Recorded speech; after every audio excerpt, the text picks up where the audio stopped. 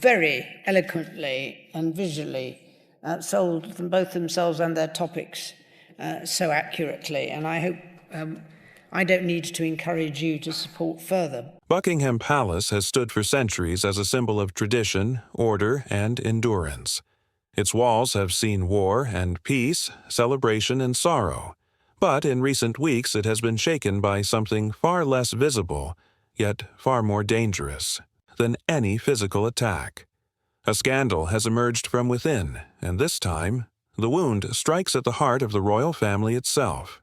Princess Anne, known for her steel composure and unyielding sense of duty, was said to have been seen in tears, real, unrestrained tears, after a shocking revelation. And at the center of it all lies Queen Consort Camilla, and words about the late Princess Diana that have cut deeper than anyone could have imagined. For most of her life, Anne has been the one who never falters. She is the stoic royal, the one who never lets the cameras catch her off guard, the one who faces storms with a stiff back and a silent strength. But the words attributed to Camilla were not merely idle remarks.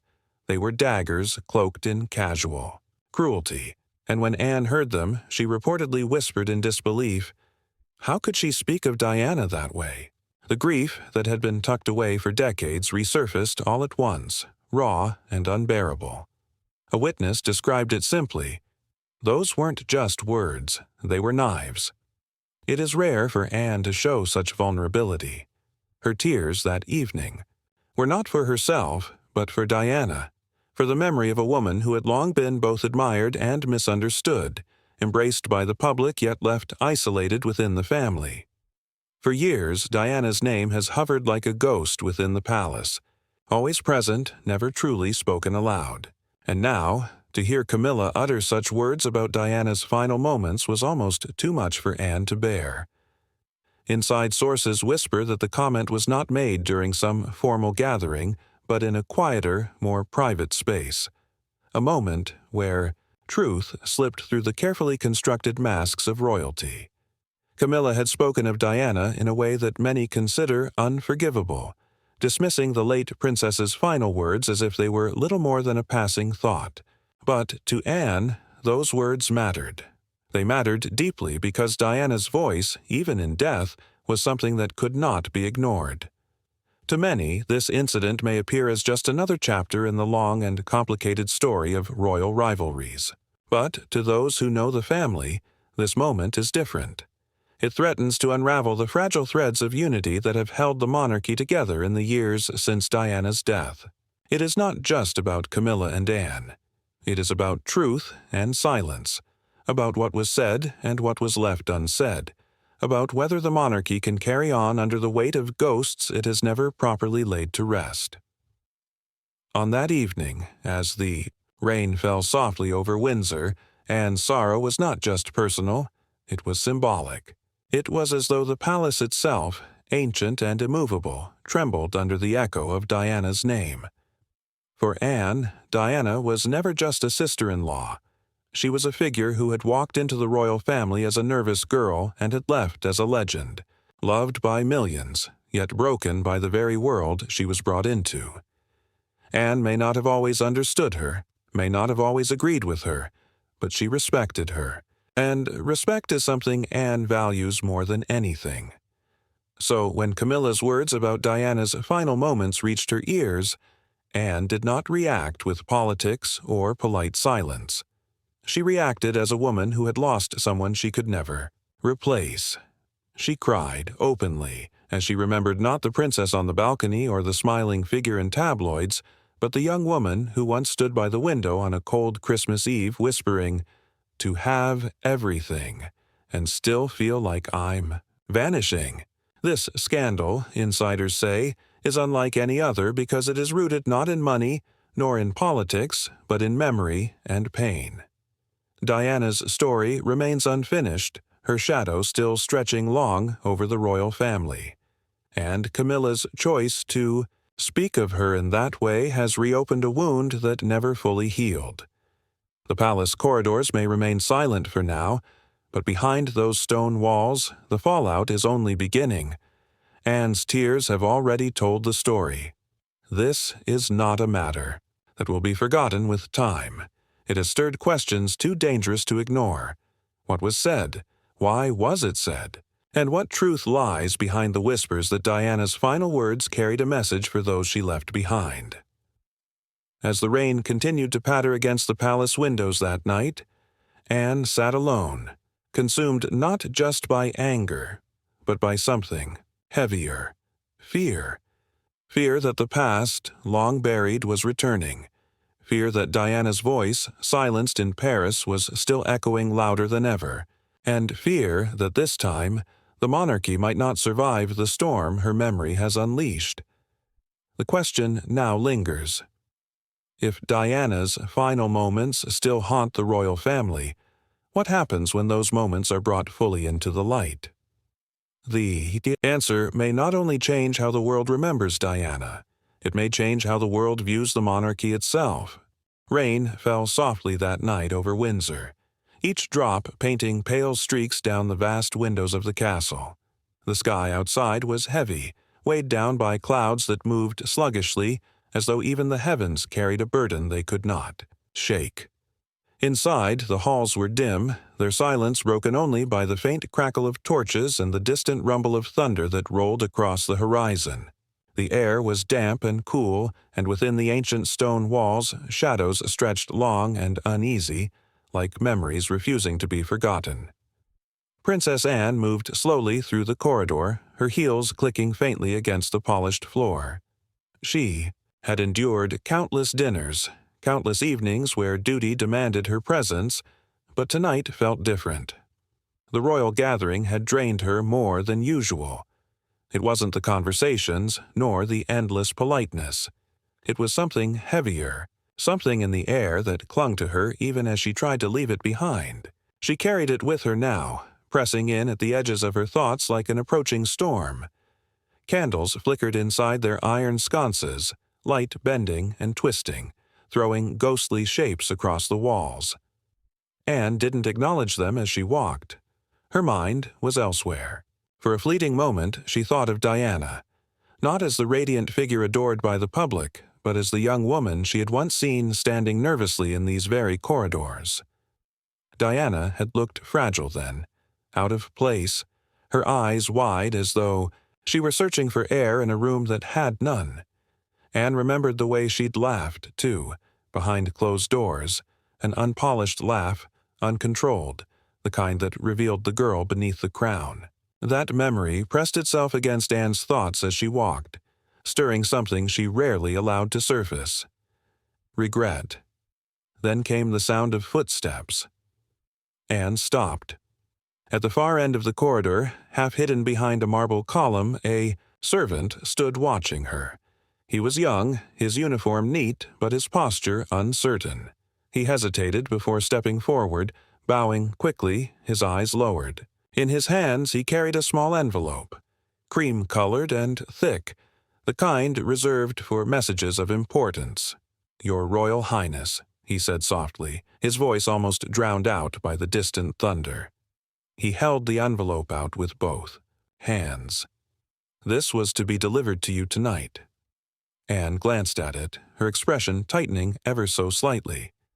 The handwriting on the front was delicate, cursive, deliberate. 3 words were etched across the surface. "Private from Camilla." Her eyes lingered on the envelope. Camilla. Of all people. They had never been close. Their relationship was defined more by silence than by conversation, more by duty than any trace of warmth. They exchanged pleasantries in public, endured family gatherings side by side, but personal letters, that was unheard of. Anne didn't immediately take it.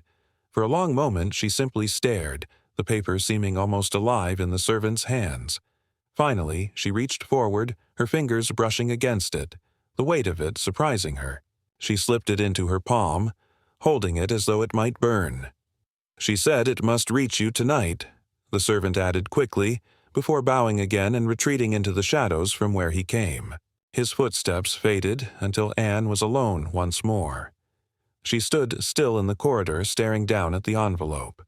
The rain tapped insistently against the tall windows beside her as though the night itself wanted her to open it, to see what secrets it carried. But she didn't. Not yet.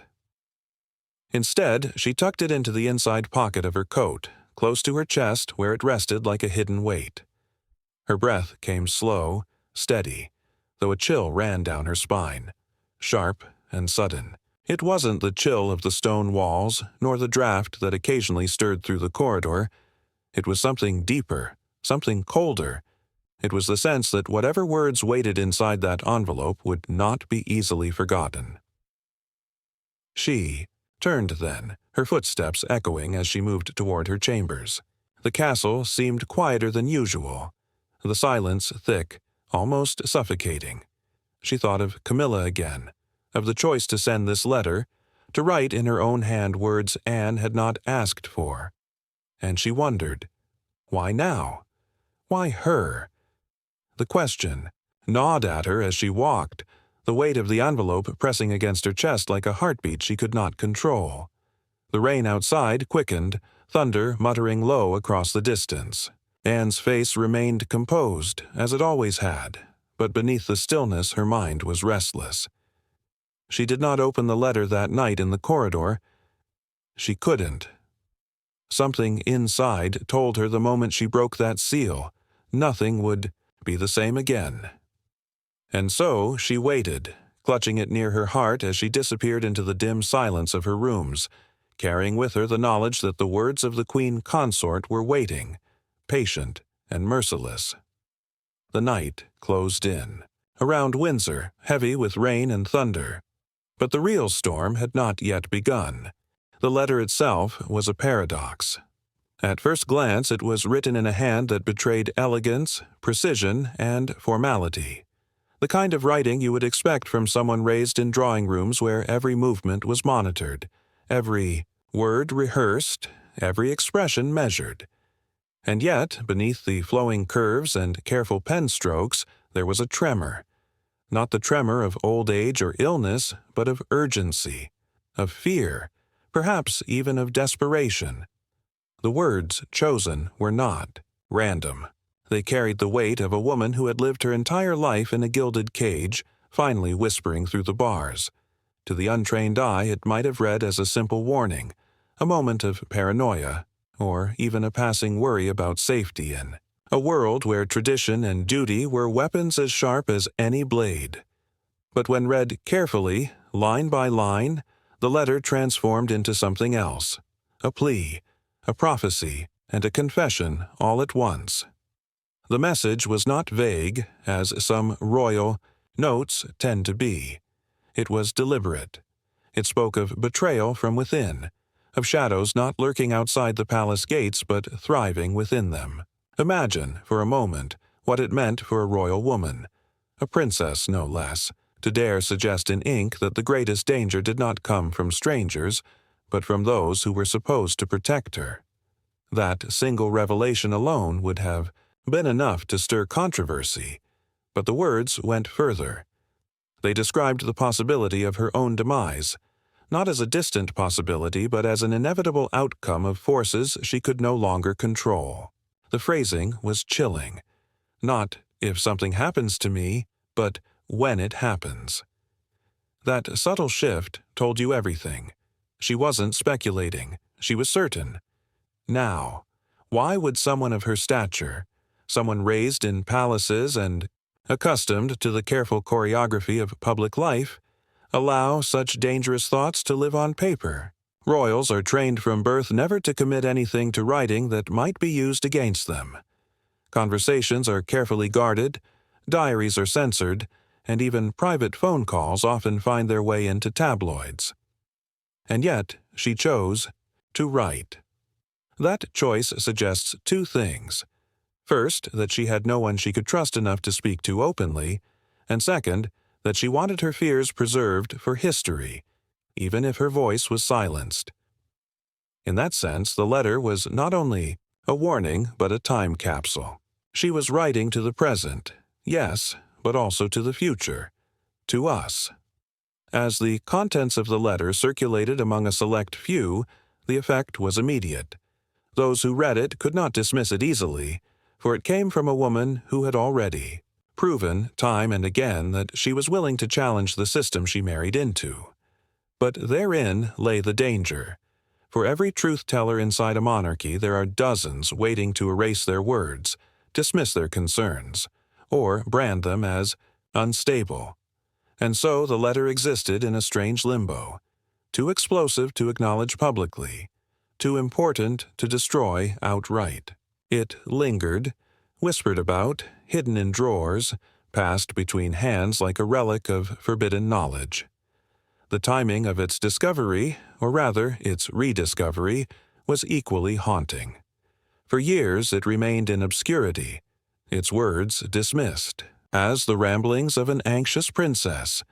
But when tragedy struck, suddenly the letter became a prism through which everything that had happened could be re-examined.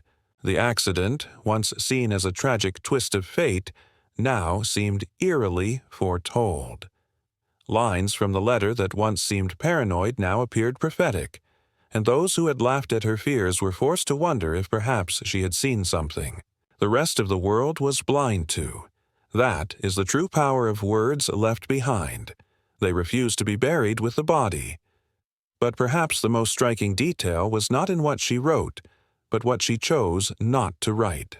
The letter was full of silences, moments where the pen seemed to hover, where the phrasing danced around names and titles without ever pinning them down.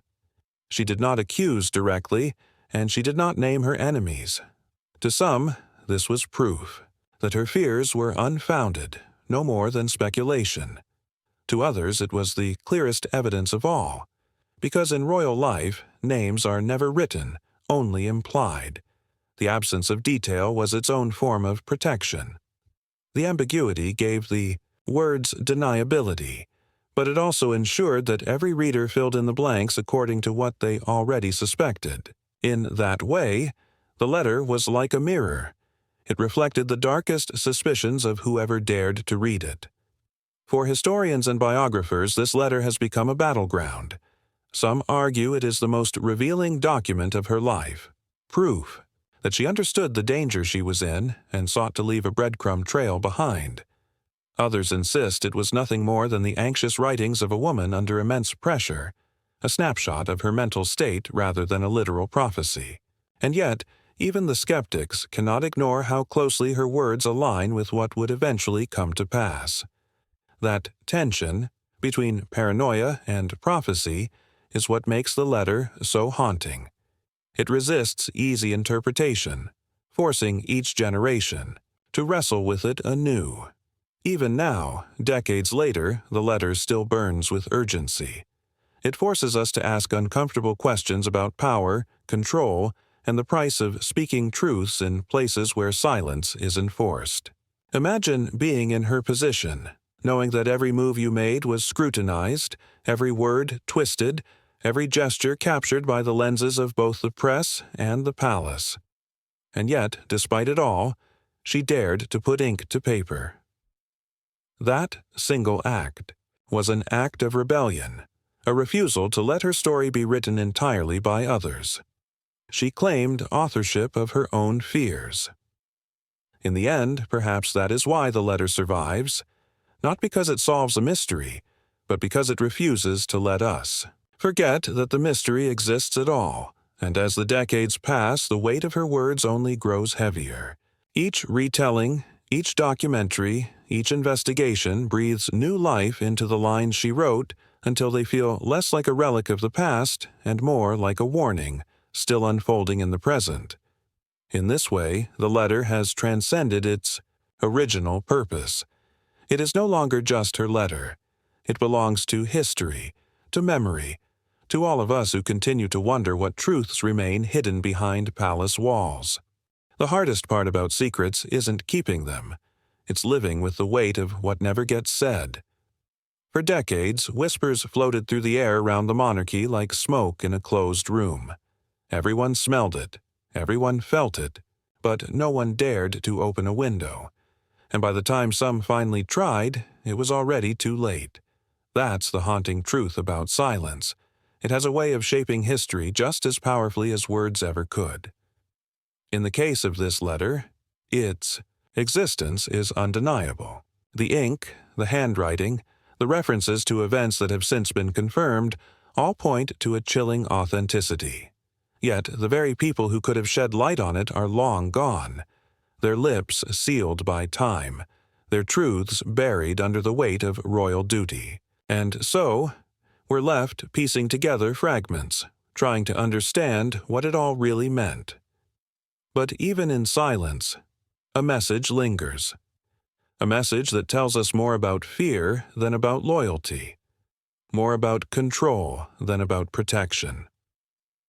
The timing of this letter's emergence is almost as important as its contents. To the casual observer, it might seem like just another scandal in a long list of royal embarrassments. But those who know the monarchy's careful choreography understand that timing is everything. Things like this don't just surface. They arrive when someone, somewhere, allows them to. Which raises the unsettling question, why now? Why, after decades of secrecy, has this letter clawed its way out of the shadows?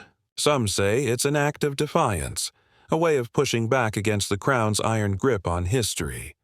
Others believe it's a quiet act of justice, giving voice to someone who was never allowed to speak in full. Whatever the reason, one thing is certain: the monarchy no longer controls the narrative the way it once did. The walls are cracking, and the echoes of the past are slipping through. For the public, this revelation lands like an earthquake. People who once accepted the polished image of royalty now find themselves questioning everything. How many truths were hidden? How many voices silenced? How many moments carefully staged to protect a reputation at the cost of a life? The monarchy thrives on illusion, the idea that it is unshakable, timeless, untouched by human flaw. But with every unearthed secret, that illusion weakens. The curtain gets pulled back, and we see not a fairy tale, but a family bound by fear, mistakes, and choices they can never take back. The weight of that realization is heavy because it strips away the fantasy and leaves only raw humanity. There's also the personal tragedy woven into all of this. Imagine carrying words you could never say, confessions you could never share, and warnings no one wanted to hear. Imagine living with the knowledge that truth itself was forbidden. That's not duty, it's torment, and that's the part that lingers long after the letter has been read. This isn't just about politics or public image. It's about what happens when people are trapped in a system that values silence over honesty. It's about the loneliness of knowing something that could change everything but being forced to bury it inside yourself. The letter is a cry from that loneliness, a trace of humanity slipping through the cracks of a gilded cage. Even now, years later, the silence around it is deafening. Officials won't comment. The palace won't acknowledge it.